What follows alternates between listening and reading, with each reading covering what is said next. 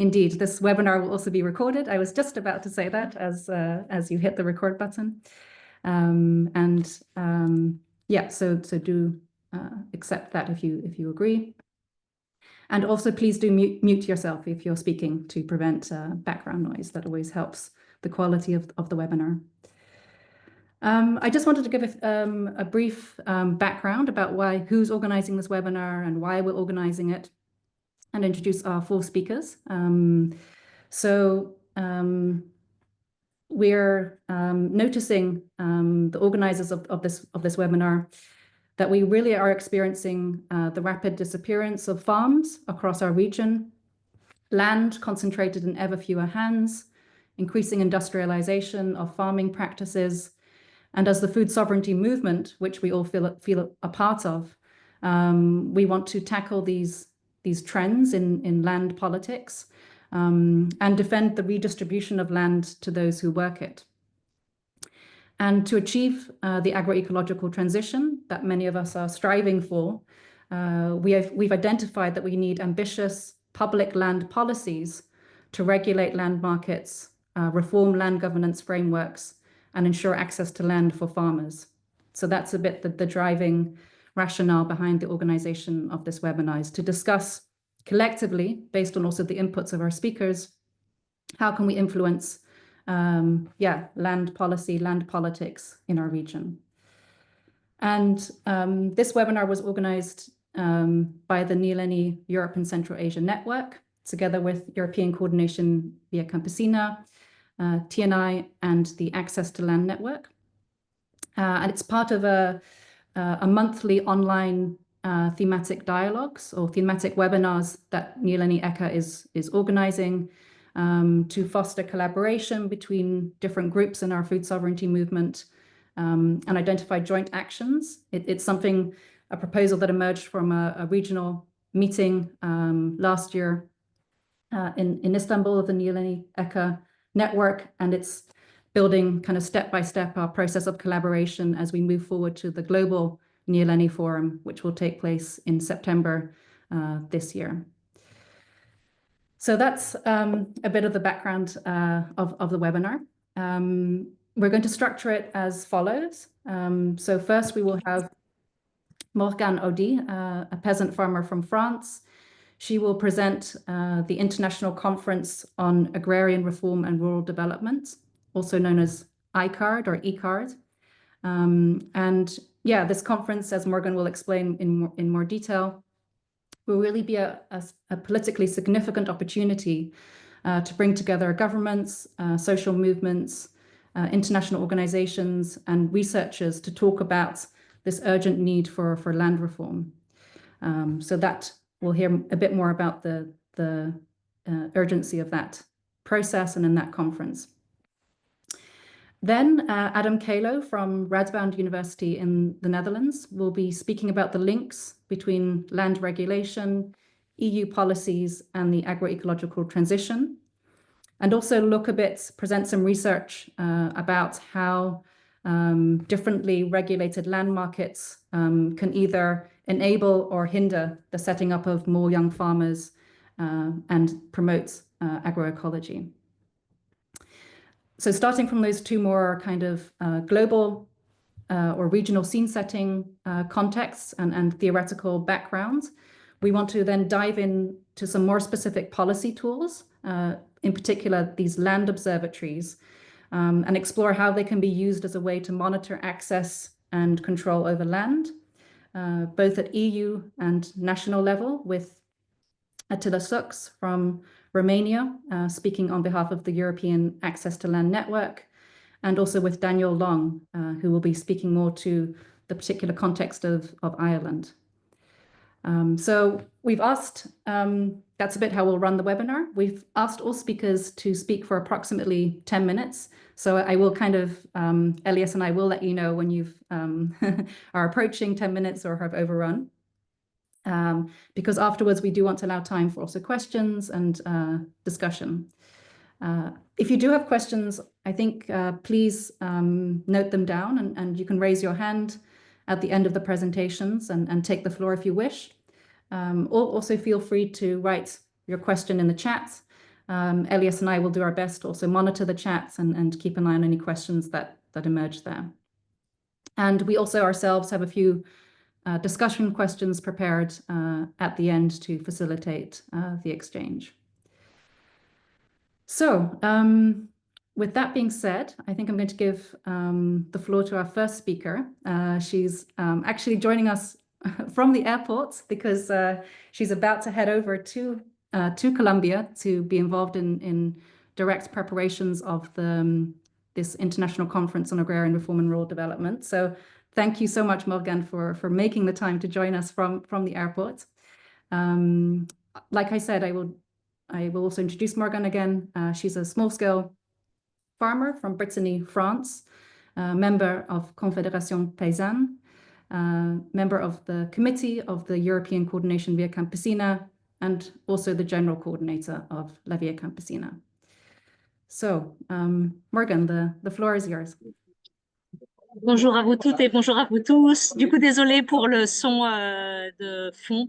Voilà, effectivement, le 28 avril, le gouvernement colombien va lancer le processus national vers la prochaine conférence internationale pour la réforme agraire et le développement rural, qui est prévue pour avoir lieu fin février 2026. Il est important de commencer par dire qu'il y a eu une première conférence internationale sur la réforme agraire et le développement rural qui a eu lieu en 2006 à Porto Alegre au Brésil et qui était d'ores et déjà avec une très forte participation des mouvements sociaux, paysans et de façon plus générale des petits producteurs.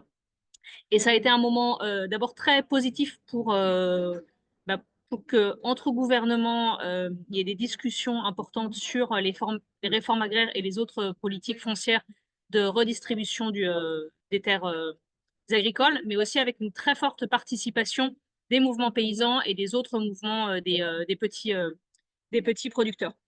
C'est notamment cette première conférence internationale sur la réforme agraire et le développement rural qui a permis de lancer le processus de négociation des lignes directrices sur les régimes fonciers, plus connus avec leur acronyme anglais VGGTs, au sein du Comité mondial sur la sécurité alimentaire. Donc voilà, les VGGTs sont un des résultats très importants de la première ICARRD qui a eu lieu à Porto Alegre. Mais depuis, ce qu'on peut remarquer au niveau mondial, c'est une accélération des processus d'accaparement du foncier et aussi de concentration du foncier, avec notamment des phénomènes très importants de financiarisation sur les terres agricoles, et cela dans le monde entier. Avec notamment des processus qui sont quand même un peu nouveaux comparés à 2006. C'est tous les accaparements liés à ce qu'on appelle l'économie verte, les crédits carbone, les crédits biodiversité, avec des pays quasiment entiers, notamment sur le continent africain, qui sont placés sous crédit carbone avec des acteurs financiers et des assurances aussi, mais aussi des accaparements liés aux énergies renouvelables et autres biomatériaux issus de la biomasse, voilà, pour lesquels il y a beaucoup d'accaparements de terre, et aussi un mouvement croissant d'extractivisme des minerais qui aussi mène à des accaparements de territoires de façon tout à fait massive. Donc, ce qu'on remarque depuis quelques années, c'est des appétits nouveaux sur les terres agricoles de différents secteurs, ces secteurs énergétiques, biomatériaux, mais aussi les secteurs du tourisme ou les secteurs de la finance, et qui mènent à de nouvelles guerres. Très clairement, la plupart des conflits, des guerres qu'on voit dans le monde à l'heure actuelle sont liés à des processus d'accaparement de terre. C'est le cas au Kivu, en République démocratique du Congo, c'est le cas en Palestine, et c'est certainement aussi le cas sur le continent européen dans la guerre qui a lieu en Ukraine, où on se rend compte que vraiment la question du contrôle des terres agricoles, mais aussi des minerais, fait partie des enjeux essentiels autour de cette guerre. Et cet appétit nouveau sur les terres agricoles a amené, alors c'est pas du tout nouveau, mais à ce que la Banque mondiale notamment voilà, continue à être très impliquée sur la question des terres agricoles et pousse des processus autour des terres agricoles pas du tout favorables aux petits producteurs, mais au contraire favorable à une privatisation croissante des terres agricoles et à la mise en place d'un certain nombre de mécanismes de financiarisation qui mènent à plus d'accaparement des terres agricoles contre les populations rurales.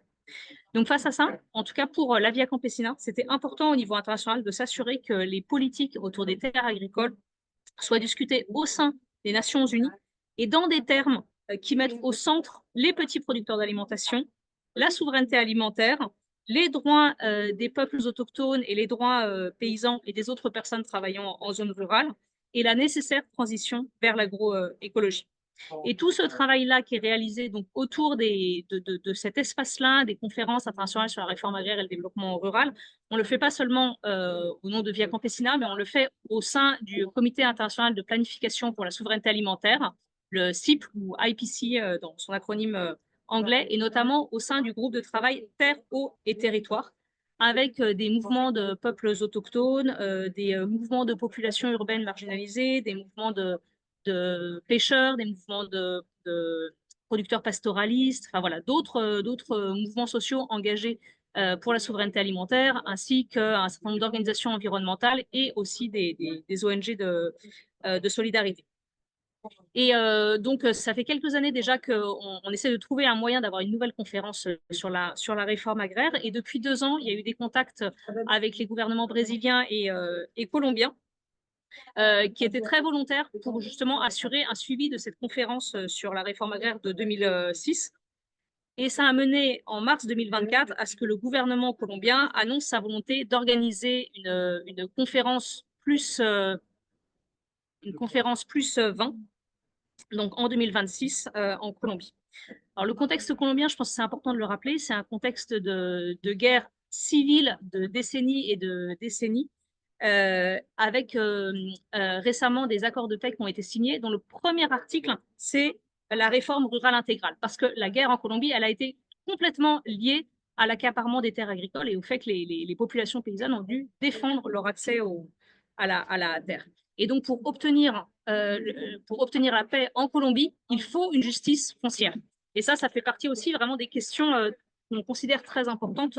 Voilà, la justice foncière comme moyen de construire la paix avec la justice.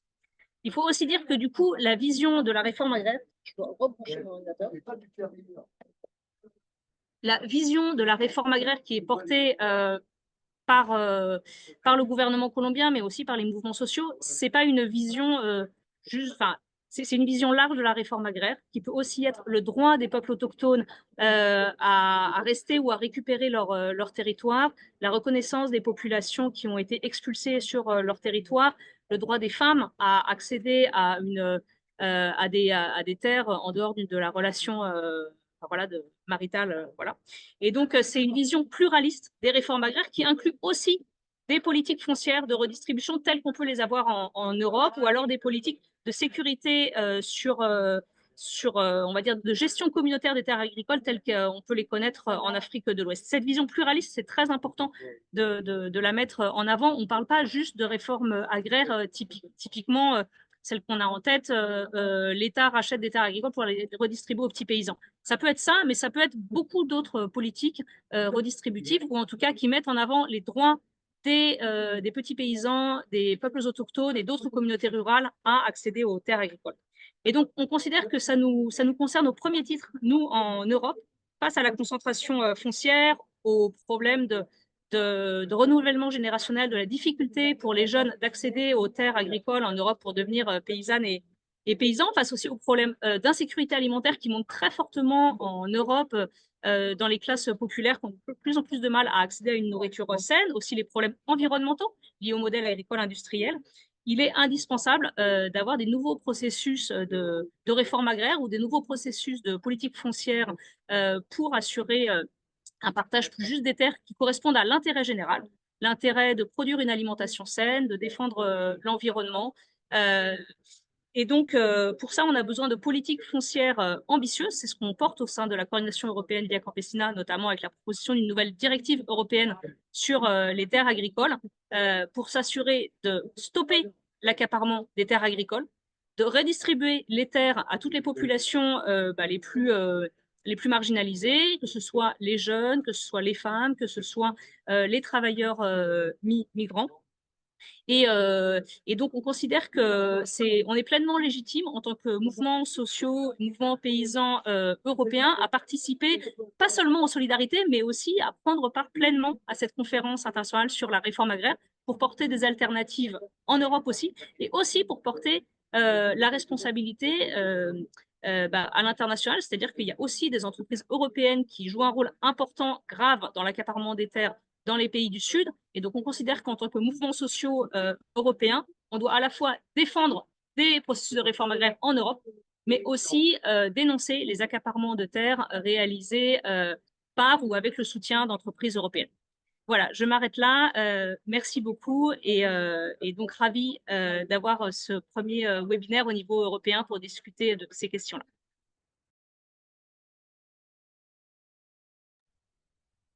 Thank you very much, Morgan, for explaining a bit the background of the conference, also the importance of hosting it in Colombia, which is very significant, but also like already introducing some ideas for what an agenda for European land reform or agrarian reform could look like. And I know that there have been some proposals also by ECVC, for example, around the European Directive on Agricultural Land that could potentially serve as an inspiration for that. But I'm sure we also want to collect some other ideas for, what a kind of European perspective would look like for this, this what will be quite a global moment to talk about, different types of land and agrarian reforms. Perhaps I should just say, I don't know if you mentioned it, the conference, as I understand it, is scheduled to take place in February 2026. So that's a bit the timeline. I think that is the latest information that I had. I'm sure there'll be lots of questions based on that, but I want to now move a bit to look more at the European context. And for this, we've asked Adam Kalo to present some of his research on European land regulation policies. So Adam, just to introduce him again, you're an assistant professor of environmental governance and politics in the Geography, Planning and Environmental Group at Radboud University in the Netherlands. Adam's research, he studies the way systems of land tenure, norms of property, and land access barriers tend to frustrate efforts to reform food systems. So very much looking at the link between land politics and food system transformation. He writes the Land Food Nexus blog and produces the Landscapes podcast. And I know you've prepared a PowerPoint, Adam, so I'll let you take it from here. Thanks, everyone. So I'll try and take up there by trying to make the case that wherever you are, but particularly in a place like Europe or other countries in the global north, that if you want land use change to something like agroecology, that's great, but without a parallel effort in land tenure change or changing the systems of property, that's going to continuously make this idea of transformation to agroecology more difficult. So that's the scope of my work, is trying to make that argument and to do research to propel that argument. So I'm going to make that argument for you and say that we are living kind of under what property scholars call a strong ownership model of property. And it's that model of property out of the many that could occur that really is a challenge for agroecology. And then we're trying to make a move here that says there are stated land use goals from places like member states in the EU or the EU Commission, but that those goals themselves in changes in land use are frustrated by the very ownership model that they also uphold.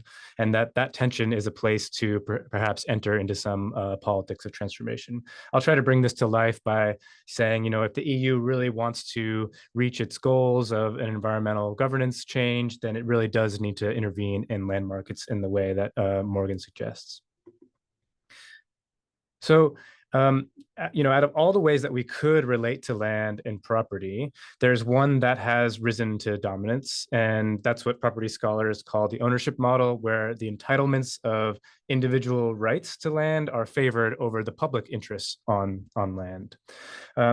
So this model is really dominated by, at its core, this idea that there are private state-backed rights to acquire, exclude, and dispose of land. So that's kind of the nub of the ownership model. And if we apply this to agriculture, we can see that an owner of farmland can choose how to manage land within the boundary of their parcel, even if it affects neighbors, eaters, future generations, or downstream users.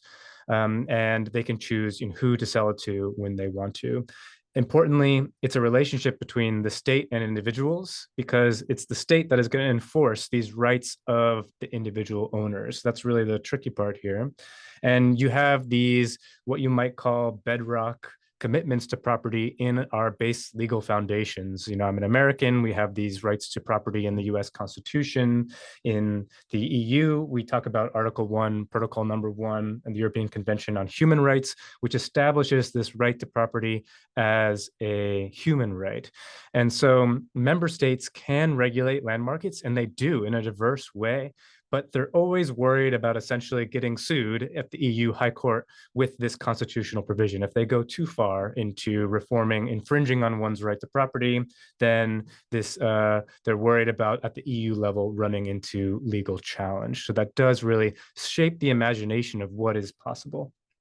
So where does this strong ownership model lead? Well, it leads to an unregulated market that implies few, if any, limitations on the way land changes hands. We can sell land to any recipient. The owner can set the price. They can sell the land without any public review.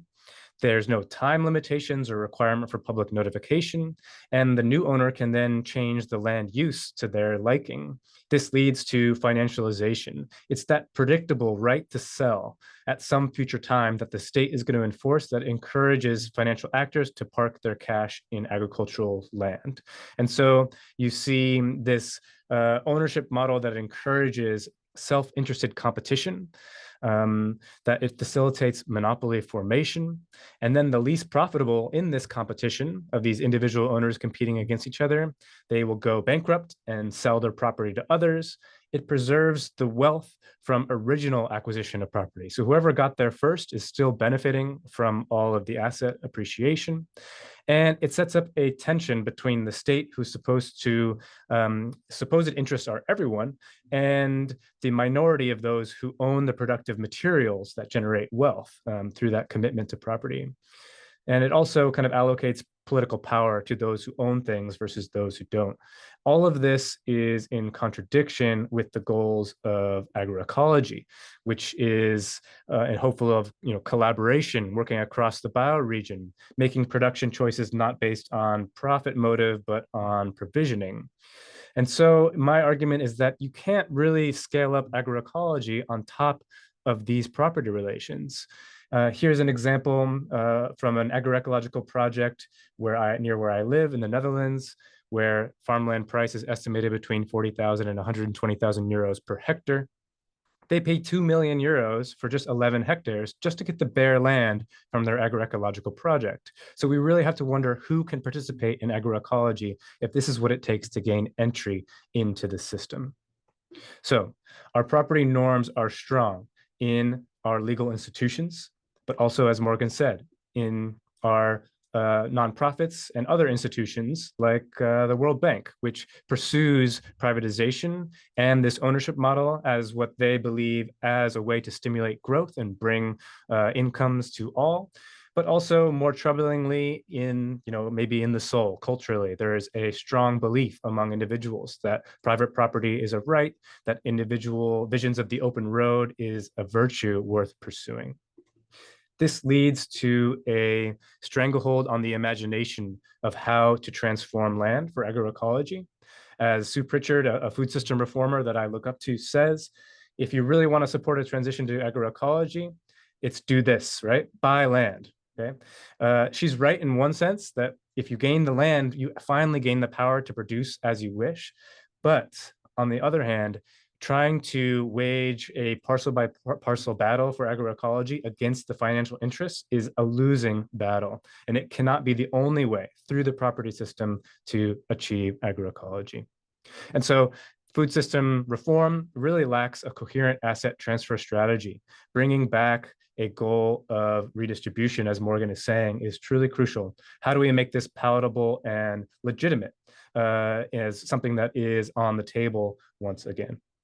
So let me bring this to life by looking at some European Union land use priorities and the way that that's frustrated by land market regulation, which suggests if the EU wants to achieve its goals, it must tiptoe in to regulating land.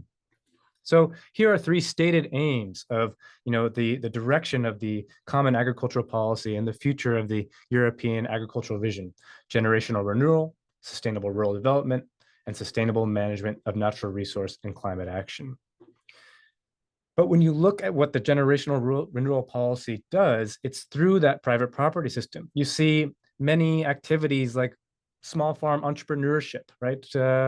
Training courses, land matching. This is all far not enough in order to engage in the great land access barriers that farmers sense. And it shows that there's an unwillingness to challenge this property regime, which leads to these insufficient solutions, like a prize for these new farmers. I can criticize this because I was involved in this project, which of course, these new farmers, the way they acquired their land in the first place was through an angel investor, right? So we cannot have sustainable agriculture occur after that acquisition of land. With rural development, this ownership model and the cap has incentivized larger, highly productive farms, right? And farmers must take on more debt to increase their capital intensive action. And this leads to rural outmigration. It leads to rural precarity versus rural wealth. We see that the subsidies of the cap are being captured by large farm holders that are connected to wealthy individuals who are parking their cash. And we see this trend of consolidation, which is actually hollowing out rural areas. So the way the cap is structured goes against the very stated aim of rural development. And the same with sustainable land use. We have this vision of a diversified farming system, but that by facilitating large-scale monocultures through the incentive models, you have this trends of consolidation and financialization. You have this treadmill of production, which makes it harder and harder to farm agroecologically.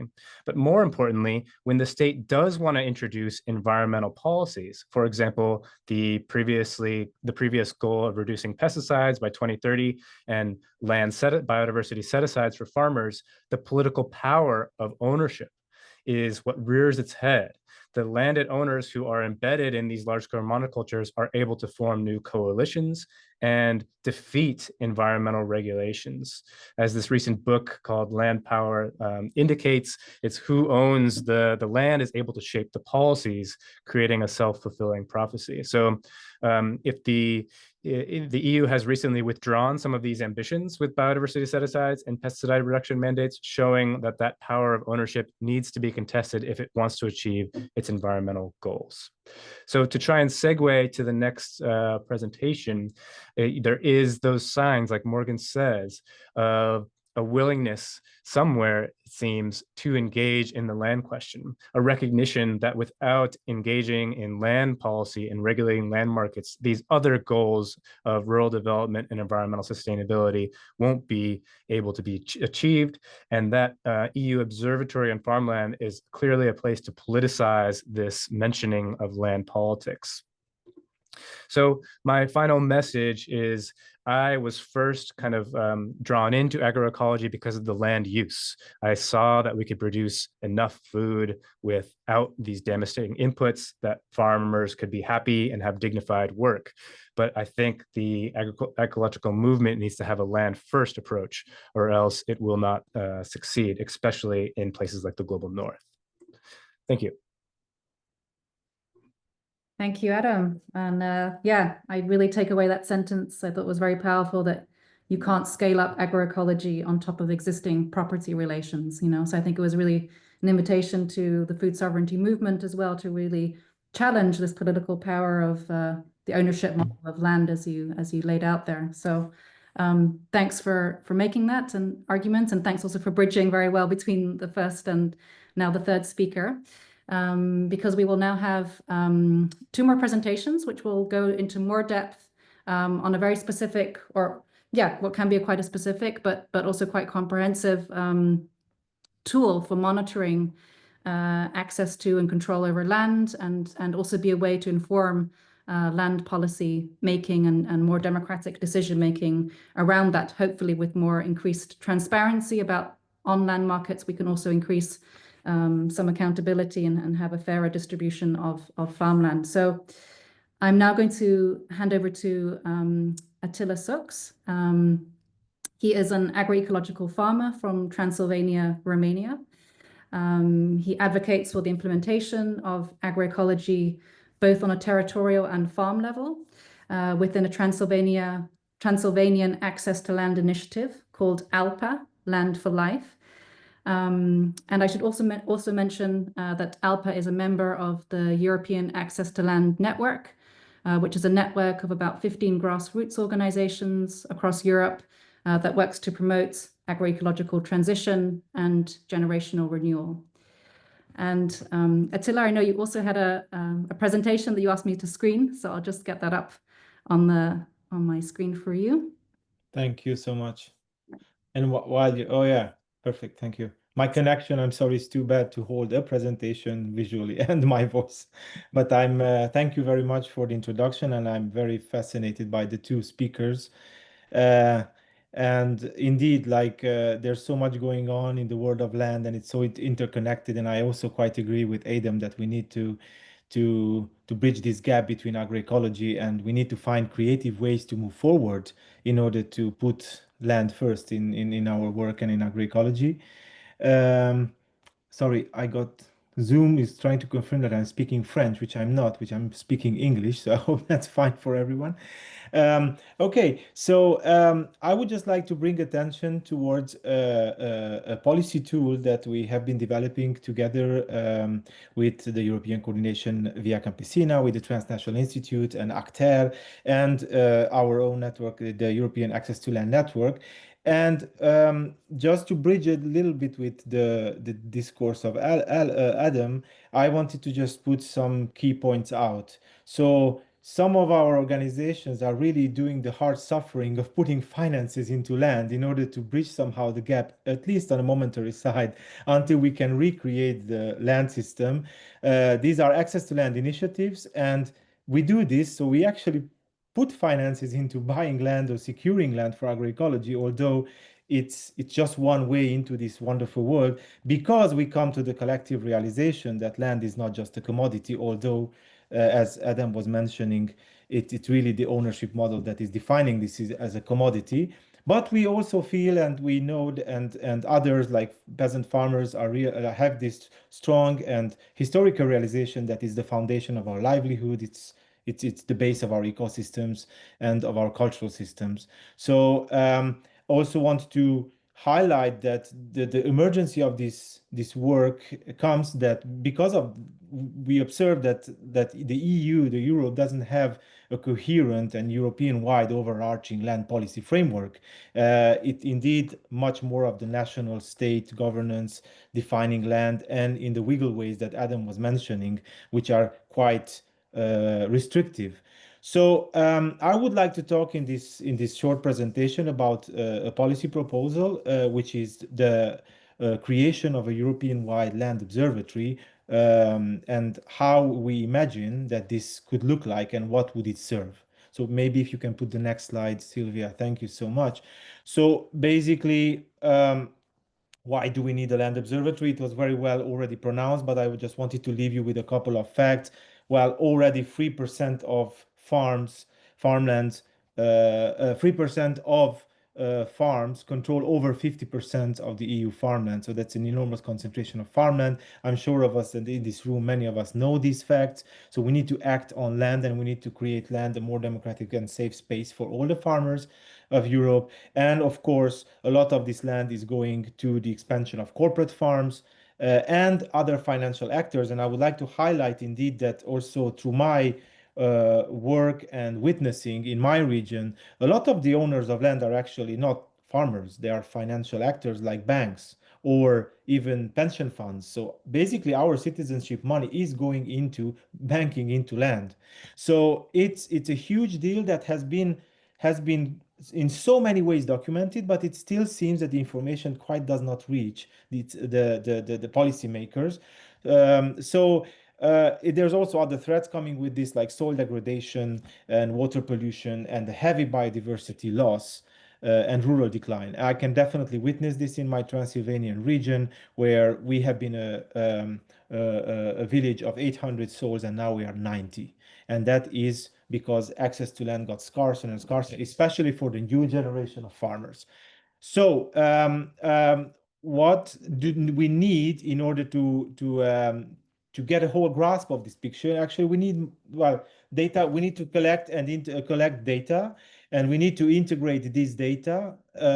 Sorry, sorry, my son is beating on the. So we need to integrate this data back with policymakers, and we also need between each other policy mentoring and guidance, and we also need more transparent land markets so that we can really tap in to the different opportunities that policies and land can offer. And then we also need more support to the CAP and more support for rurality so that we can tackle the climate crisis, and also to sync in with biodiversity policies. Now, if we can go on, I will invite my son in. I'm sorry for being so unprofessional, but rather for him singing me this good.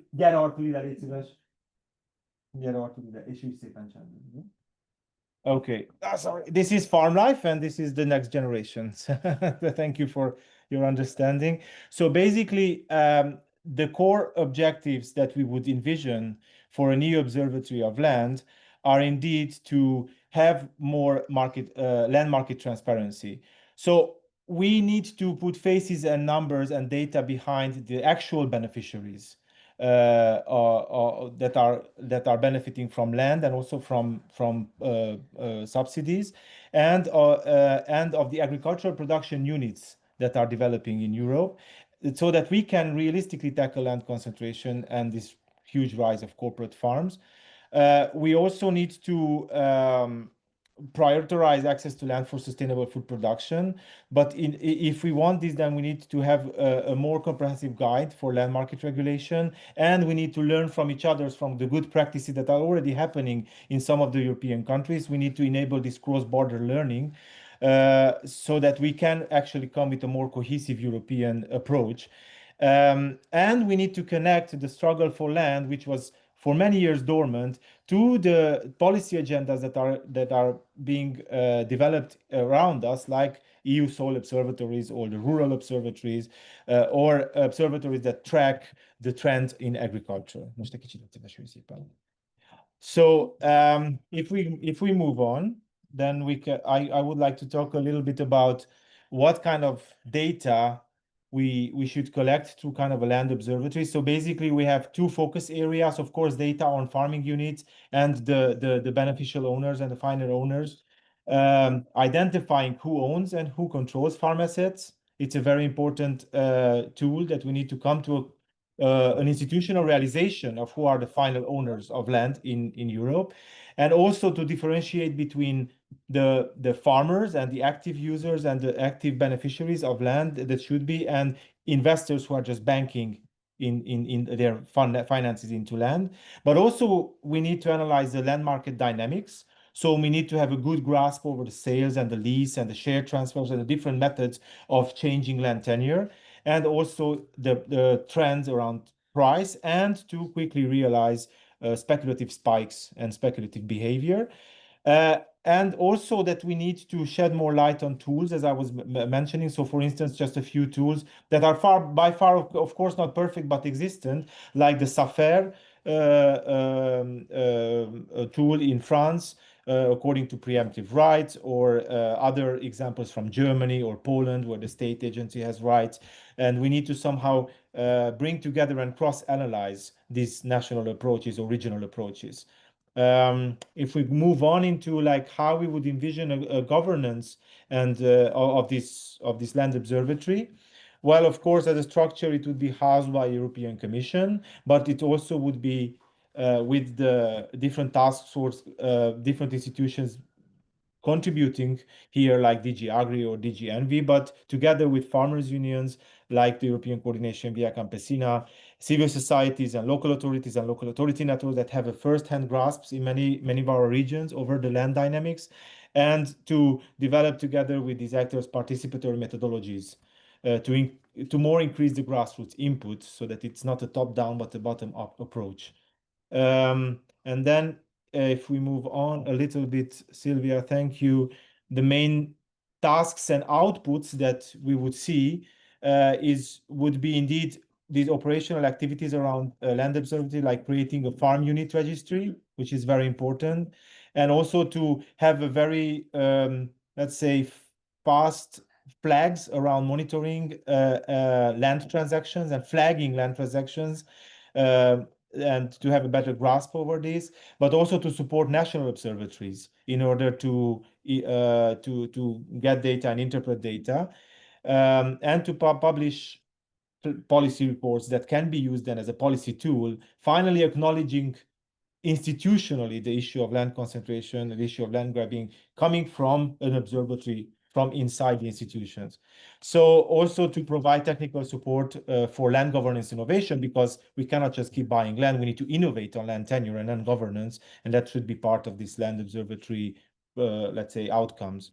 Now, as last slide, what impact could it be? So of course, we need to think bigger, and we need to envision this development of an EU level overarching policy, like that can take shape in an EU directive over farmland, for instance, that is aligned with the 10-year guidelines, the FAO 10-year guidelines, and the Declaration on the Rights of Peasants, but also with different EU approaches like the EU Soil and Rural Observatories and so on. So we need to, I think what I will leave you, and sorry for if I took out so much time because of little buddy here, it's also because I think we need to build on these political milestones that have been created and have been promoted by civil society and farmers unions, like the Parliament recommendations from 2017 and 2023, the strategic dialogues and its outcomes from 2024. And now I think there's this strong collective realization that land is back on the agenda, and that we need to do some things, because countries are also doing and regions are also already mobilizing, and definitely where farmers are ready to be part of this land observatory and to give our input to reinvent and innovate on land tenure. So now the time is now. Really, the time is now. The policy is ripe. Then we need to push it forward. And that's maybe the message that I will leave you with. And of course, glad to connect with the different questions later. So thank you, Sylvia. Thank you, Attila. And yeah, perhaps also we can share it in the chat.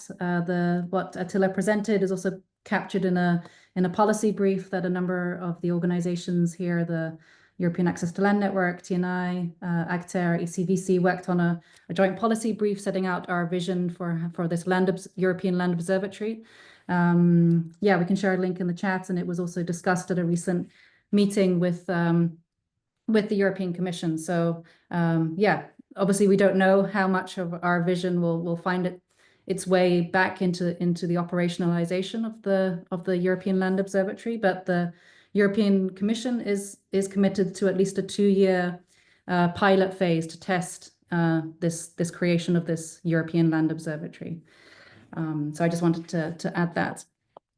And I think the last thing that Attila mentioned as well about having the really sort of also the grassroots or more bottom-up perspective, the farmer's perspective on data collection, data validation to feed into this land observatory, I think is something that our final speaker, Daniel Long, can really attest to and share his experience with.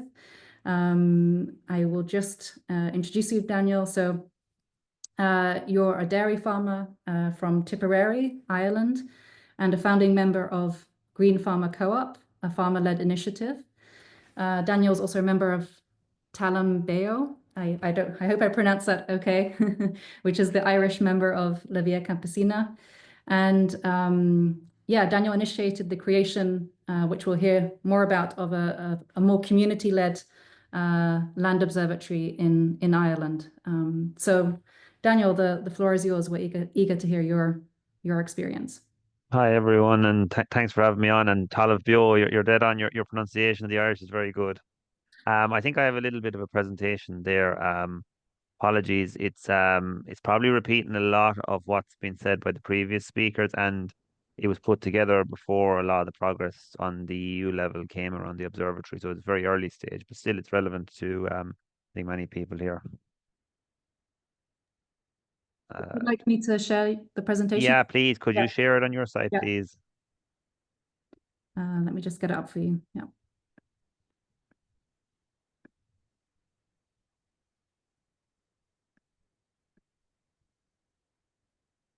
Excellent. You'll be able to move the slides, Sylvia, as we go.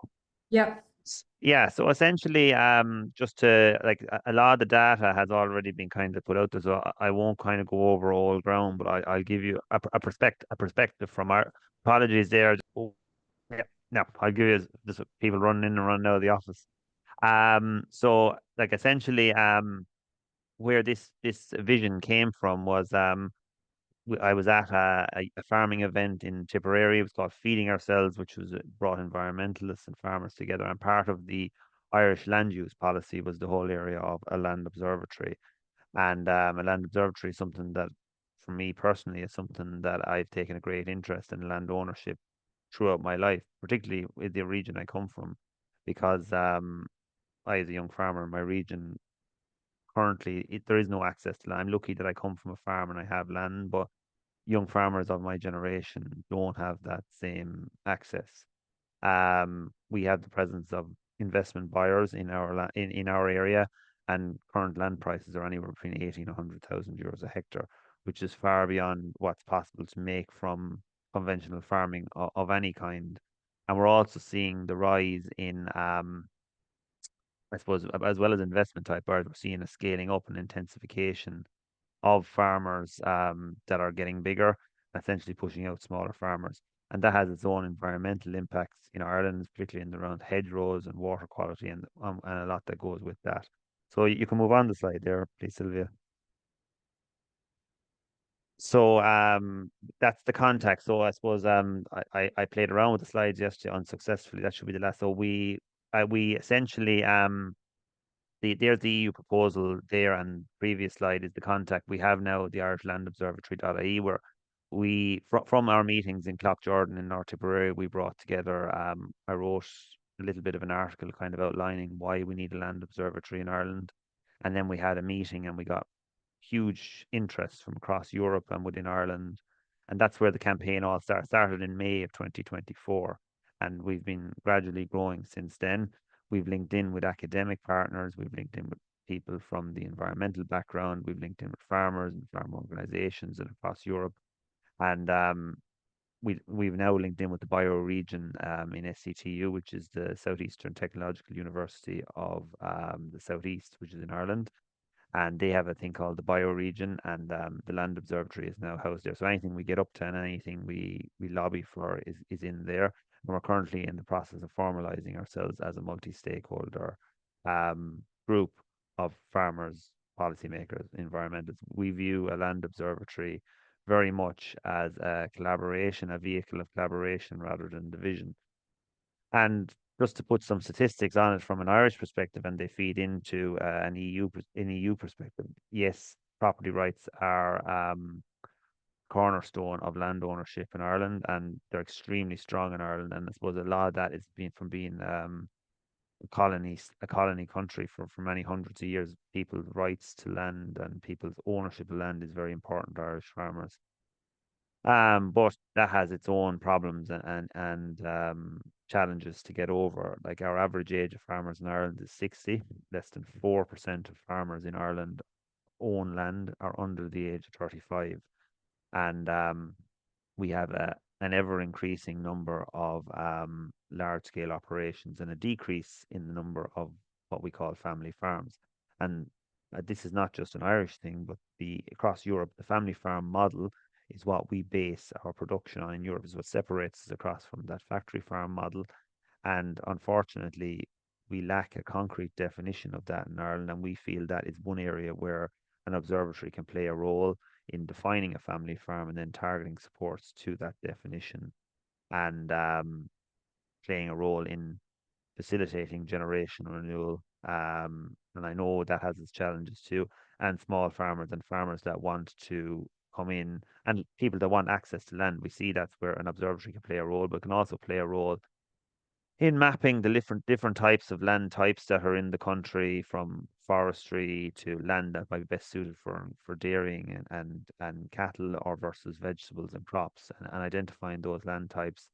And we see an observatory can play a role there too, and meeting our forestry targets and our water. That's from an environmental perspective, but then from a farmer's perspective, we can provide an awful lot of insight into when potentially buying land or looking at access to land, providing data around that land and how best to use that land. We've looked at systems around Europe, like SAFER, for instance, and we've looked at systems. And you can see it there. I have a slide there. It's a growing problem around Europe. Land consolidation and generation renewal are kind of the buzzwords around Europe, and they're no different in Ireland. And I suppose that's where the idea in Ireland for a multi-stakeholder land observatory came about. You can move on the slide again, Sylvia. I've mentioned that there. You can see the number of farmers. Less than 10% of Irish farmers under 25 own land, and you can see like we are heading in a direction where we're going. Like our output in agricultural output, we're an export-led country, and our agricultural output isn't in decline. That's remaining relatively steady. What we are seeing is a decline in the number of farmers, and that's because what farmers we have are getting bigger. And that's a real problem, and it's something we kind of need to grapple with, because, like, to give you a startling figure, 25% of our national beef kill came from 125 farms, and on paper we have over 80,000 farmers. So you can add that up yourself. We have 330 pig farms in Ireland, we have 16,000 dairy farmers, and we have over 80,000, say, dry stock farmers, which is farmers that farm sheep and cattle. Of that adds up to a total of around 132,000 farmers on paper, but the reality is it's less than 10% of them are producing over 90% of our output. So the statistics, on the one hand, we like saying we have these farmers. On the other hand, the statistics don't marry out that the system is working. And we are now seeing a new and very interesting trend around the whole area of renewable energy, where we're seeing biogas, demand for land for biogas and demand for land for solar. And while they don't buy land, they lease land for very long periods of time, essentially lifetimes, 30 years. And there's another area where we see a land observatory.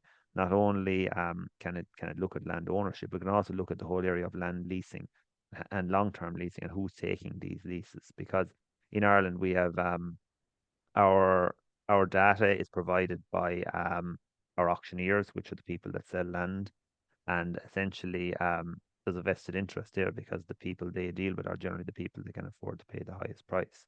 So the data is skewed and it's not independent. You can move it on again there, Sylvia. And Daniel, the interpreters ask if you can speak a bit closer to the mic, please. Sorry. I can. Is that better? I guess so. And Thank you. as I said, like we're learning from other examples. We've seen France has the SAFER system since 1960, and interestingly enough, our neighbours and partners in Scotland are looking at exploring the SAFER system in Ireland. From talking to people and from addressing people, we've seen that SAFER, while it has a lot of good aspects, it wouldn't be something we could 100% implement in Ireland. But there's definitely elements of it that should be looked at. And I know this conversation we've been saying, we are probably at a point now where we do need a body or a regulatory tool that where consolidation is excessively taking place, that there needs to be an element of where where it can step in and say, look, there's too much land being bought by these individuals, and we need to give the local farmers a voice and a tool to stand up against people that can pay many multiples of what the land is actually worth.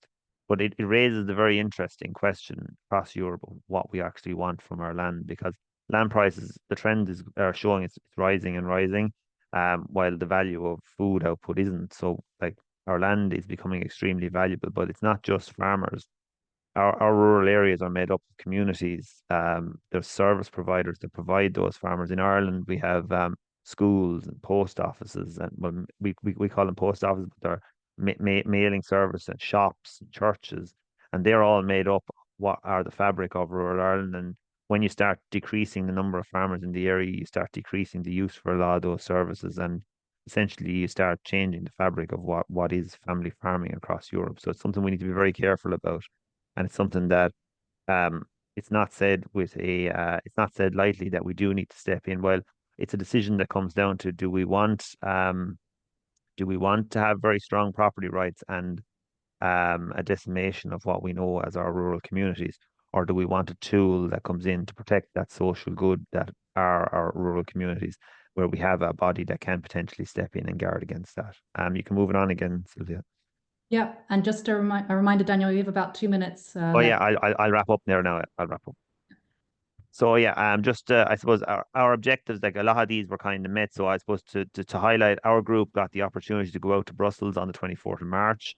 We met 3 people from DG Agri. It was facilitated by our MEP, and we've currently like we heard about this pilot for that the EU are planning of doing for the observatory.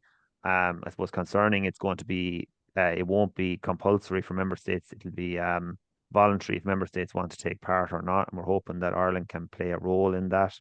And we're currently now back in Ireland, and we're lobbying our MEPs and our politicians to take on board this pilot project and maybe look for Ireland to host it. And we have we're constantly building we're building our base of people that are following, and we're trying to building our links across Europe. The slides are a little bit off for the time being. Thank you very much, and you have the website at the start there for irishlandobservatory.ie. Yeah, great. And with your permission, I think we can also share your presentation, Daniel, for the slides that you weren't able to get to. Apologies. Yeah, no problem. Okay. Well, thanks. Thank you to all the speakers. I think that was a really very useful inputs from all 4 of you. I saw already some questions in the chat, so I think we can move to the discussion now. We have another sort of 25 minutes before we have to wrap up the webinar. So I would like to give the floor now to Elias from European Coordination Via Campesina, who will, I think, moderate this part of the exchange. Yeah, thanks, Sylvia. Yeah, the idea now is to give you the floor. So a few questions have been asked in the chat, but if you have any, you please take the floor and raise your hand, and I will give you the floor. But a few questions have been asked already, and I guess we could start with Sidi Otieno from the Kenyan Peasant League, asking how does land ownership model in Europe influence the land tenure systems in Africa? I guess it would be a question for Adam and Morgan. And Sidi, if you want to take the floor, please give me a sign. Morgan, would you start? Oui, effectivement. Il y a une influence énorme, bien sûr, des systèmes européens sur les systèmes fonciers africains de par la colonisation. Mais assez étonnamment, c'est pas tout à fait ce qu'on peut imaginer. Parce que autant les systèmes en Europe sont basés sur un système foncier essentiellement contrôlé par la propriété privée, avec un rôle très important de l'aristocratie. Mais le processus de colonisation européen contre les Africains s'est fait essentiellement vers la nationalisation des terres. Et donc, dans beaucoup de pays qui ont été colonisés par les pays européens, les terres ont été entièrement nationalisées. Et donc, quand les pays africains ont acquis leur indépendance, la plupart du temps, ils ont gardé ces systèmes de terres nationalisés. Et donc, encore aujourd'hui, dans la plupart des pays africains, mais c'est le cas aussi dans d'autres colonies. Par exemple, je pense à la Guyane, qui est encore une colonie française, alors que en France métropolitaine, les terres sont privées. En Guyane, toutes les terres sont publiques. et c'est l'État qui gère les régimes, qui attribue des locations de terres essentiellement à des grandes multinationales. Et donc en Afrique, il y a un système communautaire de gestion des terres qui doit plutôt se défendre des volontés d'un certain nombre d'acteurs, d'abord des acteurs coloniaux et puis maintenant des acteurs étatiques nationaux qui souvent redonnent des baux à des entreprises multinationales. Et donc, ce n'est pas les mêmes systèmes fonciers qui ont été installés, on va dire, en Europe et dans les pays qui ont été colonisés par les États européens. C'est assez différent. Dans la plupart des pays européens, les terres sont sous système privé très individualisé. Et les paysans européens ont perdu au cours des 16e, 17e, 18e siècles la plupart des terres qui étaient communales et gérées par les communautés, même s'il reste des terres à la fois publiques et communautaires en Europe aussi. On oublie souvent de le dire, mais il en reste aussi et c'est quelque chose qu'on souhaite défendre, ces terres communales et communautaires. Et je pense que c'est important, pas seulement de voir ce passé, mais aussi de voir comment, à l'heure actuelle, un certain nombre de grandes entreprises européennes, et notamment des entreprises des secteurs financiers et assurantiels, participent à l'accaparement des terres en Afrique aussi. Je crois que ça fait partie aussi sur des choses sur lesquelles on doit travailler en tant que mouvement socio-européen. Merci.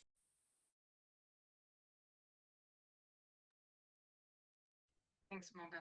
And Morgan, still in link with the ICARRD, then if in Latin America we have a vision for agrarian reform and redistribution of property, and if in Europe it's more about regulation of access to land, public regulation, I mean, what would be the agrarian reform vision in Africa according to La Via Campesina, organization in Africa? Alors, sur le continent africain, ça dépend bien sûr des pays, mais les mouvements paysans défendent énormément le droit des communautés à gérer leurs terres et leur territoire avec des systèmes qui reconnaissent notamment la capacité des assemblées de villages de régler les conflits autour des terres. Souvent contre le droit des États de disposer des terres. Ce que je voudrais dire, c'est qu'aussi, il me semble que dans le cadre du processus vers la conférence internationale sur la réforme agraire, il y a un enjeu important en Europe qu'on réfléchisse non seulement à la question des observatoires, ce qui est déjà bien sûr un premier pas très important, mais aussi à la possibilité d'avoir une intervention publique sur les terres agricoles. Et pour moi, il y a un parallèle très fort entre ce qu'on défend en tant que mouvement paysan, c'est-à-dire le droit d'intervenir sur les marchés par rapport à la question des prix agricoles et des prix alimentaires. On considère que les instances publiques, que ce soit l'Union européenne ou les États, ont le droit et même le devoir d'intervenir sur les marchés pour stabiliser des prix qui soient rémunérateurs pour les paysans et accessibles pour les consommateurs. C'est la même chose sur le foncier. On considère qu'on ne peut pas se satisfaire que ce soit le marché qui décide de l'attribution des terres et que finalement les terres, elles aillent aux plus offrants ou alors aux acteurs les plus puissants sur le marché économique, et qu'au contraire, il faut une capacité d'action des acteurs publics pour diriger les terres vers l'intérêt général et donc vers une production agricole paysanne, mais aussi vers l'agroécologie plutôt que l'agriculture industrielle, et que pour ça, les États ont le droit, par exemple, de décider au moment de la vente de terres, qui va avoir le droit d'acheter les terres, mais aussi que les États ont le droit de décider de droits d'usage, y compris des propriétaires peuvent ne pas avoir le droit d'usage des terres, mais doivent donner le droit d'usage à d'autres acteurs qui seraient plus prioritaires, mais aussi le droit des acteurs publics de décider des prix des terres, que ce soit les prix à la location ou les prix à l'achat. Pour nous, le prix des terres ne doit pas être fixé par le marché, mais fixé par l'intérêt public. Et enfin, je pense qu'il y a une question importante, c'est la question des plafonds. Là où les politiques foncières ont vraiment fonctionné et permis une redistribution importante des terres, c'est souvent passé par un système de plafond où il y avait une surface maximum de terre qu'un individu ou une société pouvait s'approprier. Et je pense que c'est une question importante à se poser dans les pays européens. Selon les contextes, c'est difficile de fixer un un plafond européen, mais nous, on a fixé le plafond à 500 hectares au niveau européen avec on va dire une fourchette un peu haute, mais avec la possibilité de se dire, dans certains pays, bien sûr, ce plafond devrait être beaucoup plus bas. Et il nous semble que c'est un outil très important, cet outil du plafond, pour ensuite relancer des processus de redistribution. Et ce n'est pas forcément un plafond de propriété, mais ça peut être un plafond de droit d'usage. Par exemple, un propriétaire qui aurait 1000 hectares, il pourrait continuer à utiliser par lui-même 500 hectares, mais il devrait louer à d'autres paysans les 500 autres hectares pour redistribuer l'usage des terres à d'autres paysans. Ça, on pense que c'est un élément important du débat qu'on doit apporter au débat aussi en Europe. Voilà, merci. Merci, Morgane. I'll give the floor now to people in the floor. So Tanguy Martin.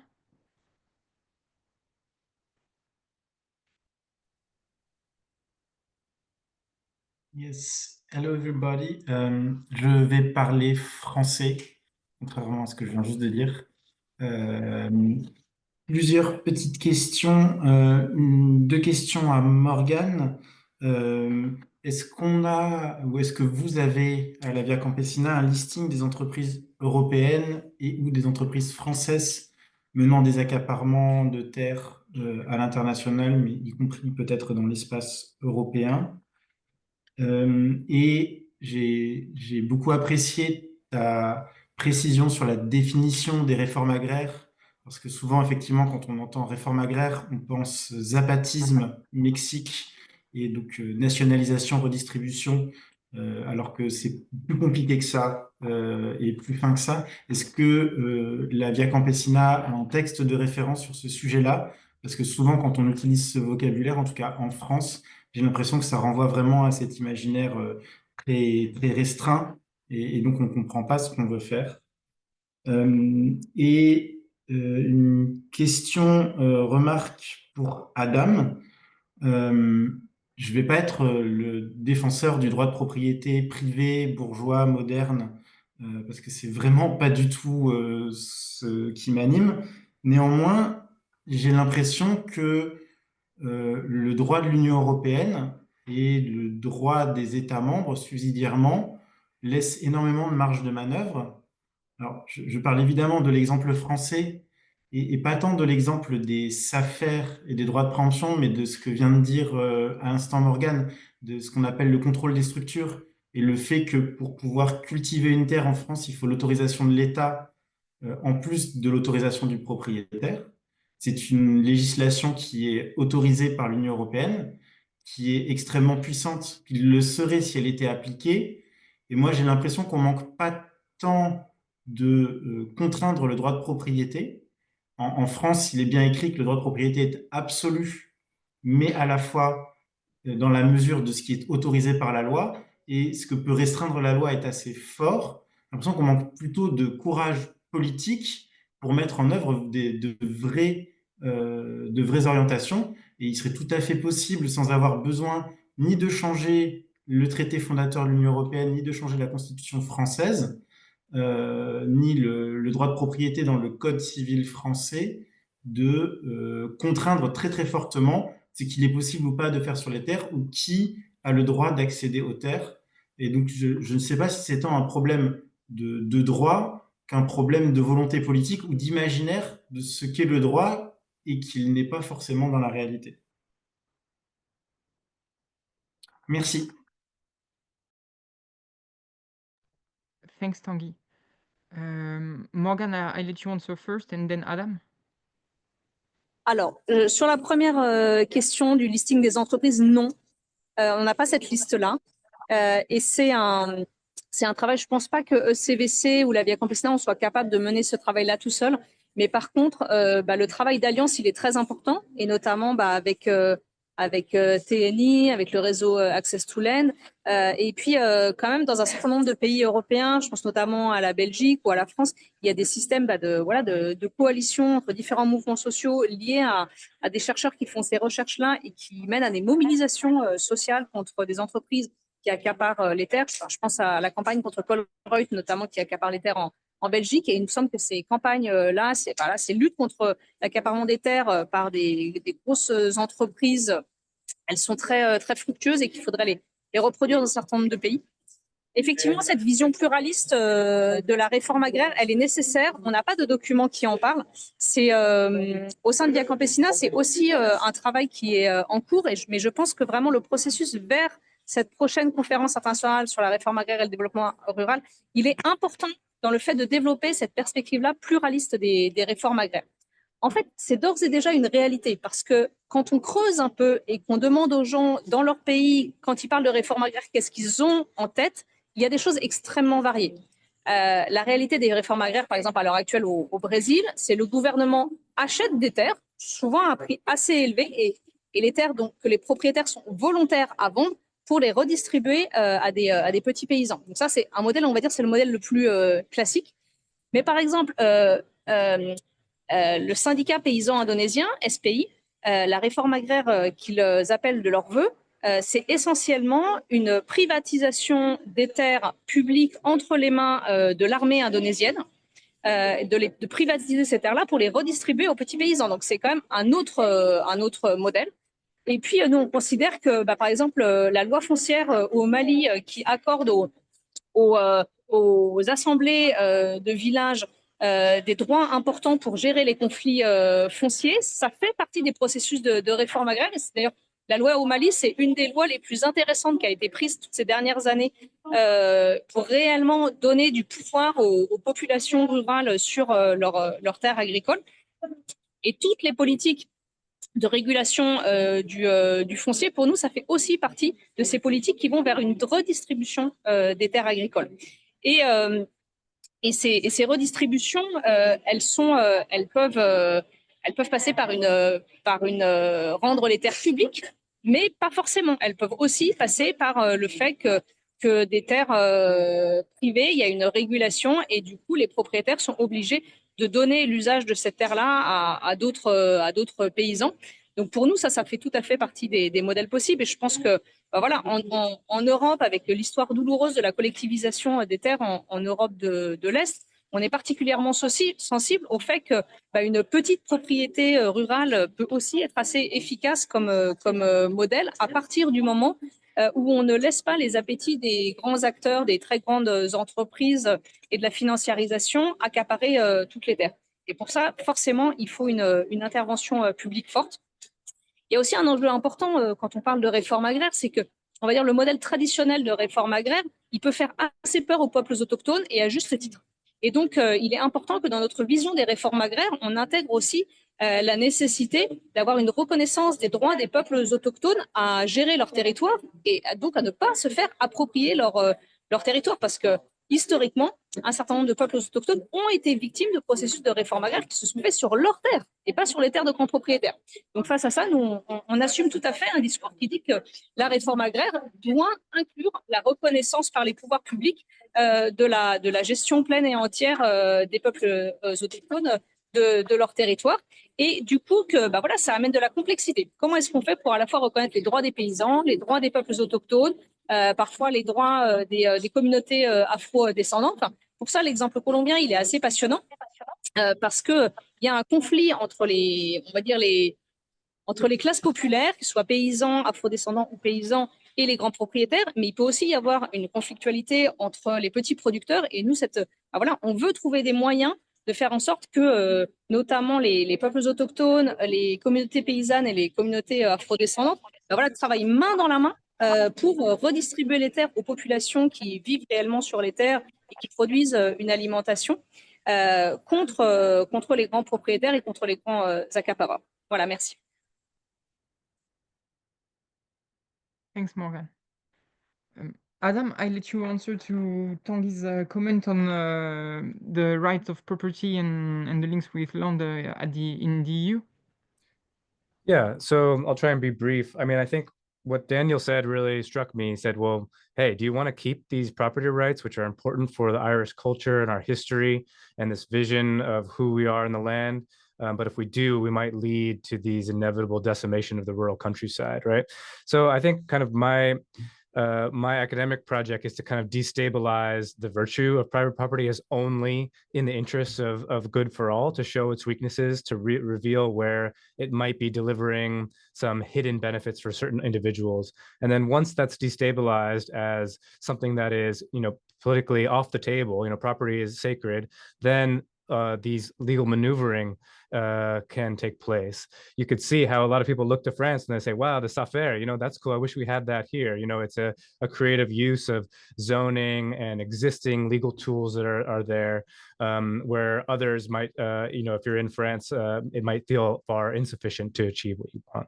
So I think for every national context, I think we should look to places for legal maneuvering and creative legal tools. It might be stronger zoning powers, stronger tenant rights might get you there. But I think if property rights and the property regime is off the table, then you might have this insidious treadmill of that progress towards consolidation, that tendency towards competition. There's an argument that there might be some inherent risks towards agroecological transformation with those strong property rights. So yeah, I think my role is to push an extreme argument such that more creative, regionally specific legal innovations occur, as long as they, are potentially, aggressive enough to the root of the problem. So yeah, really good comment, Tanguy.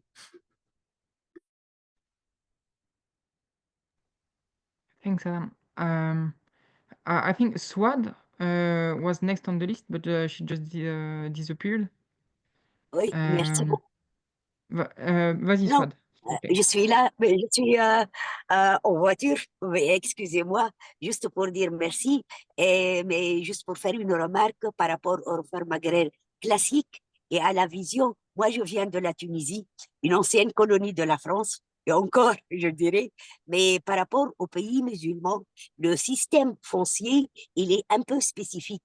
Donc, gérer une réforme agraire à la manière classique. Et je ne sais pas, est-ce que vous m'entendez bien? Oui, très bien, continue. Oui, voilà. Merci. Donc, les systèmes musulmans et les pays à autorité musulmane, d'une manière générale, ils gardent la propriété foncière gérée par les lois religieuses. Et du fait, parce que c'est tout un système, c'est le féodalisme oriental qui est totalement différent de pas mal de l'Orient, différent de l'Amérique latine, mais c'est un peuple qui, ses propriétés foncières, ils sont encore gérés par ces lois-là, qui jouent encore par rapport à tout c'est-à-dire le pays et les autorités qui ont hérité des colons, les grandes terres, ils sont encore sous leur gîte, mais les petits agriculteurs qui représentent à peu près plus que 97% de la population ont des parcelles à moins qu'un hectare qui nécessitent d'être renforcées. Mais de quelle manière est-ce qu'on note tout ce que cette propriété qui est à l'origine? C'est les propriétés des gouverneurs dont elle est prise par les colons, puis repris par les gouvernements. Maintenant, ils sont très mal utilisés. Donc, penser une réforme agraire par rapport au système religieux, foncier, musulman, c'est un peu différent. Et je crois que ça mérite d'être comment dire, comme a dit Morgane, une conférence vraiment à haute voix qui peut expliciter les différents cas, parce que je crois qu'une réforme agraire, elle est bien spécifique à des régions, à des pays, et à des peuples, bien entendu. Je suis tout à fait d'accord par rapport aux peuples autochtones, et je crois que les pays qui sont gérés par les lois musulmanes, c'est des peuples autochtones par rapport à leur propriété foncière. Et merci. Merci beaucoup, c'était très intéressant. Merci, Swad, pour ton intervention. Emmanuel, s'il te plaît.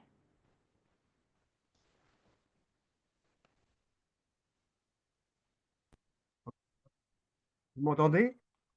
Ah voilà. Oui, Oui, vas-y. donc j'étais un grand merci en tout cas pour ces interventions.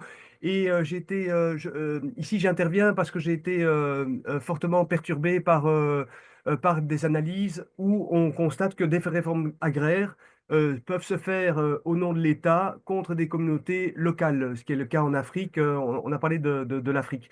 Donc, en effet, donner du pouvoir à l'État pour réguler, ça peut être dangereux aussi. Or, on a besoin de l'État pour réguler. C'est toute la question.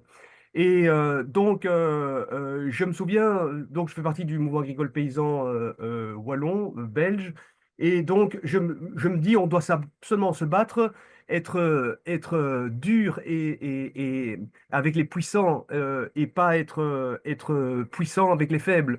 Donc je pense qu'ici, toutes les analyses convergent pour dire on a un grand problème d'acteurs non agricoles, financiers, des banques, des assurances, des grosses entreprises qui accaparent les terres.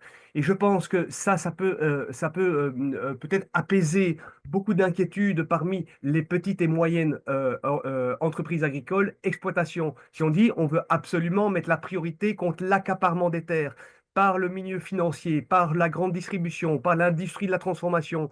Donc c'est un modèle entrepreneurial qui commence à intégrer toute la chaîne de valeur. Donc évidemment, on a le problème de Colruyt, mais c'est d'autres cas. Il y a aussi des grandes entreprises qui possèdent des usines, en même temps des milliers d'hectares. Nous avons un capitalisme financier où il n'y a plus d'agriculteurs, il n'y a plus que des entreprises, avec des associations entre des entreprises de foncier, des entreprises de gestion de travaux agricoles, des entreprises de distribution. Donc on a une intégration verticale par rapport à ça. Et donc là où je suis d'accord avec Morgane, et en même temps je mettrai un bémol, c'est que je pense en effet que des mécanismes de régulation faits par l'État peuvent être utiles avec des plafonds. Mais comme l'a dit Morgane, les plafonds sont très difficiles à mettre en place. Par exemple, nous en Belgique, 500 hectares, c'est énorme parce qu'on est un tout petit pays. Donc nous, ce qu'on a proposé, c'est qu'en effet, une régulation soit prise, et pas automatiquement, mais qu'une commission soit prise dès que celui qui acquiert les terres ou celui qui va gérer les terres dépasse 1,5 fois la taille moyenne régionale. Et le problème aussi, c'est que je ne vois pas une administration pouvoir décider seule, sans consulter que ce soit des associations agricoles, paysannes, environnementales, citoyennes, etc. Donc c'est le processus de décision qui doit être le plus démocratique possible pour éviter les lobbies.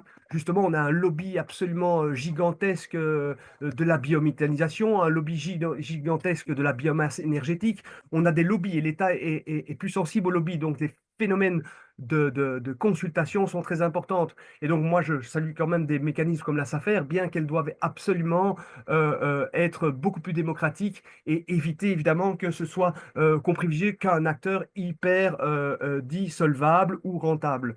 Voilà, je vous remercie. Thanks, Emmanuel. Yeah, it leads to the last question that we'll take from the chat, but before I will let Morgan answer. Morgan, if you may, please. Oh, and just before you speak, Morgan, I was reminded if you could speak a little slower for the interpreters, so they can have an easier time. Yeah. Pardon. Oui, je pense que c'est une très bonne question, la question du rôle de l'État. En fait, sur la question des terres, comme sur d'autres questions, on va dire qu'il y a 3 types d'acteurs. Il y a les acteurs du marché, les entreprises, il y a les acteurs étatiques et il y a la société. Et il y a des rapports de force entre ces différents acteurs. Dans le contexte européen de pays très capitalistes, nos États travaillent essentiellement pour les entreprises, pour le marché et pas pour la société. Je pense que si le modèle choisi dans la plupart des pays, en tout cas en Afrique de l'Ouest, c'est un modèle d'agriculture communautaire, c'est parce que dans ces pays-là, la société est très bien organisée. Et donc, il y a une force de la population rurale organisée pour justement être capable de gérer les terres. Dans les sociétés européennes, où on a été attaqué par un très fort niveau d'individualisme, je ne suis pas sûre que ce soit tant que ça possible à l'heure actuelle. Et c'est pour ça que la plupart des stratégies, en fait, c'est d'essayer de faire en sorte que les États travaillent pour l'intérêt général et pas pour les entreprises. Et c'est sur ces stratégies-là qu'on se bataille, mais ça ne veut pas dire que je crois que voilà, les peuples autochtones ou dans un certain nombre de pays africains, il y a une vraie capacité des populations à gérer directement leurs terres et grand bien leur face. Voilà. Donc, et je ne pense pas non plus qu'on soit favorable en Europe à une nationalisation ou à une collectivisation totale des terres. Voilà, les expériences, elles elles ont été pas forcément très positives.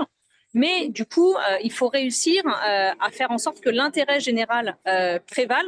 Et pour ça, ça veut certainement dire aller vers une démocratisation de l'usage des terres, des systèmes de commission. Et c'est assez l'intérêt, voilà, dans un certain nombre de pays. En France, on a voilà, ces commissions dont parlait Tanguy Martin sur où différents acteurs, notamment les syndicats agricoles, se rejoignent pour dire ces terres-là, on pense qu'ils doivent plutôt aller à ce paysan-là plutôt qu'à ce gros agriculteur-là. L'aspect qui est intéressant, c'est qu'on en discute collectivement au sein de commissions et qu'ensuite on doit rendre des comptes. Et donc développer des processus où on discute de façon démocratique de quel doit être l'usage des terres ou quel doit être le prix des terres, ça me semble des procédures très intéressantes, en tout cas à l'échelon européen. Merci. Thanks, Morgan. There was a last question in the chat, more directed to Attila or Daniel, regarding how to prevent corporate capture of the project of land observatories. I don't know, Daniel or Attila, if you want to answer to that. Well, Attila, I please. just want to answer briefly, but it's a large question, and of course, it's at the core of the proposal. Indeed, it's that we organize in a way that it's not hijacked or co-opted by corporate industry, of course. And one of it is that it's indeed under the auspices of Europe. Like, it's not a complete answer, but just to chip into that answer, that is under the auspices of EU institutions. And it's connecting back to the grassroots validation of the data, so that the task force is comprised also of civil society organizations, farmers unions, that have also first-hand information from the ground, and that information that comes into this EU observatory is also cross-checked and validated by the realities of the grassroots. That's one part of the answer, but of course it's also around the form of organization that is being settled to govern this EU Land Observatory. But I would say that until us as grassroots, as farmers and grassroots organizations are part and central part of this observatory, having a seat and validating information, cross-checking it with our members, then I think it's a very good opportunity, let's say, to keep the hands on this data and not let it bias by corporate influence. But it's not a complete answer, it's just part of it. Yeah.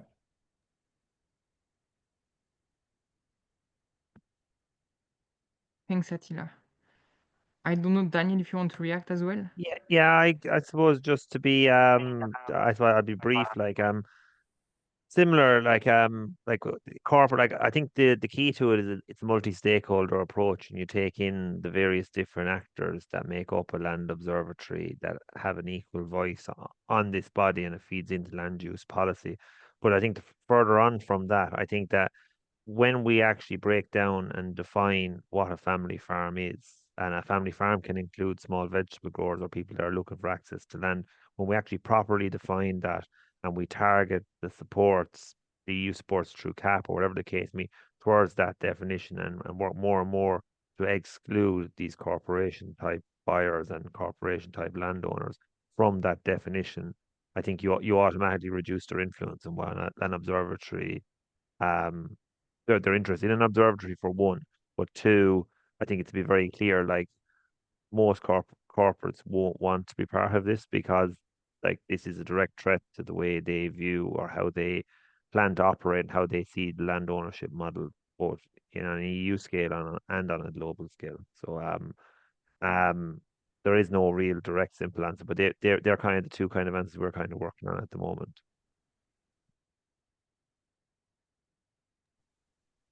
Great, thank you both. I'd like to give you the floor, Aishata, but really quick, because we are to close now,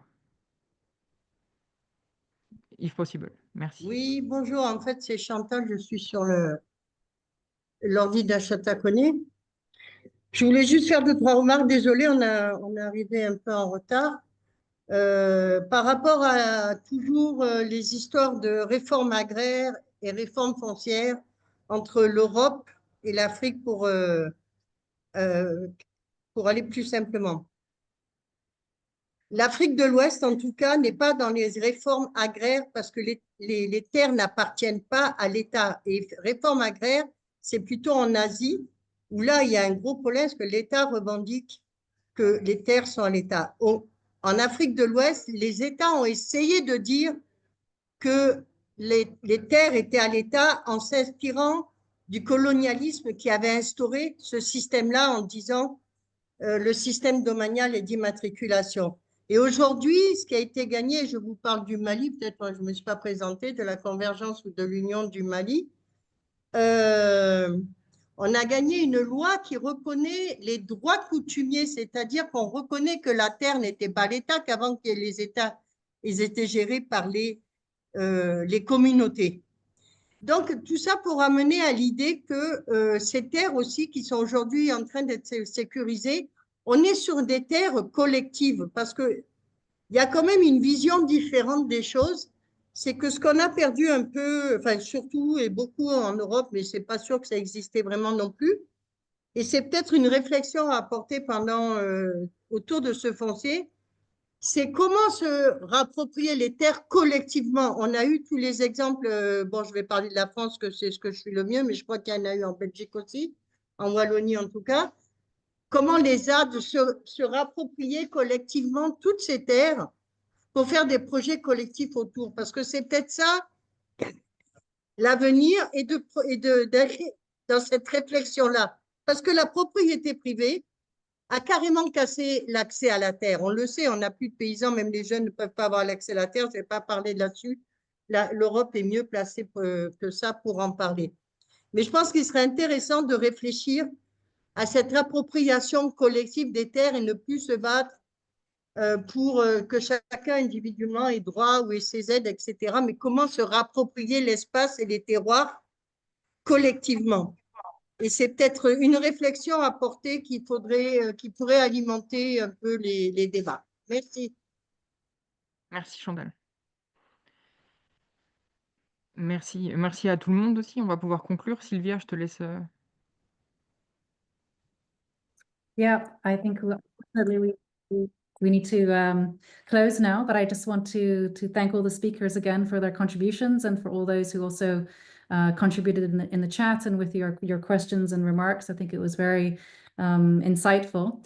I think we can, as organizers, with the permission of all the presenters, make sure that the PowerPoint presentations are made available to those who registered for the webinar. Do check out the Access to Land policy brief on the European Land Observatory. We can also share that link in the collective materials and that are shared out of this webinar. Also, I just want to give a quick plug. Elias, myself, and Adam have been working on a paper collecting some of the ideas that Adam also presented here in this webinar. There's a forthcoming paper that will be part of a journal article, but we'll make very shortly in the next few days, possibly already tomorrow, there's a sort of early preview of that paper will be made available publicly. So we can also make sure that's included in the package of materials that is sent. There's been a recording of this webinar as well. And yeah, I would say also keep an eye on these global processes that were mentioned. So of course, there was a lot of excitement I saw in the chat as well, people eager to participate and be involved in the Nyéléni Global Forum and possibilities for engaging in that. Also within our region, which is Europe and Central Asia, these monthly webinars will be ongoing. So do keep an eye out also for the next webinars over the next few months. And then, as Morgan presented, there is this big international conference on agrarian reform and rural development taking place early next year, and there's a process of engagement towards that. So there is a lot going on the land question in our kind of global movement and policy making spaces. Yeah, so I will leave it there, and thank you all very much again for your participation. Yeah, and thank you to the panelists as well. Thank you a lot. Yeah. Thank you. Thanks. Thank you for the everybody. interpreters. Thank you. And thank you to the interpreters, right? Thank you, Agroecology solutions. Safe Bye-bye. travels. Then. Good. I am going to turn it off now. If you have anything on the chat, please copy. I will wait 5 more minutes. Thank you. Hey.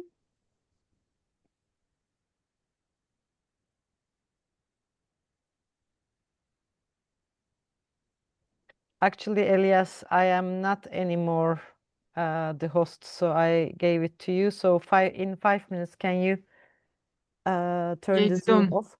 It's done Yeah. already, You Jay. already? Perfect. Yeah, Then yeah. goodbye. Thank you so much. Thank you, guys. Ciao. Sylvia, congratulations. It was nice. Cheers, Medina. Thanks, Medina. Nice to meet Guys, you. for your support. Thanks, Sylvia, a lot as well, and Adam as well. Looking forward to continuing.